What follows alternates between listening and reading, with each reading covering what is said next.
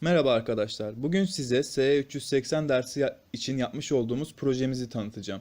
Uygulamamızın adı Fog Alarm Clock. Bu uygulamayı yapma amacımız uyanmakta zorlanan insanları daha kolay şekilde uyandırmak, aynı zamanda da İngilizce kelime öğrenmelerini sağlamaktı. Ancak diğer İngilizce kelime öğreten uygulamalardan farkı gün içinde o uygulamaları kullanmayı unutabiliriz.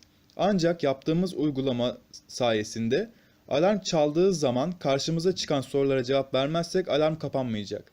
Bu sayede hem yeni İngilizce kelime öğrenmiş olacağız hem de daha kolay şekilde uyanmış olacağız.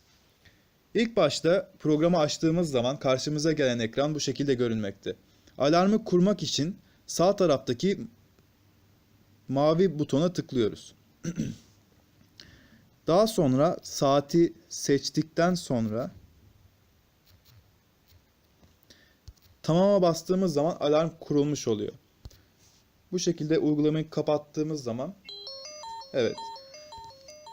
Alarm çalmaya başladığı zaman öncelikle alarmı kapatmak için stop butonuna basıyoruz.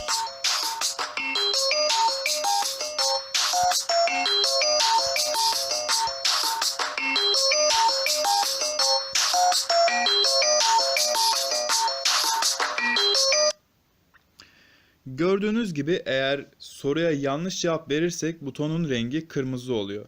Ve doğru cevabı bulana kadar 3 soruya doğru cevap verene kadar alarm çalmaya devam ediyor. Beni dinlediğiniz için teşekkürler.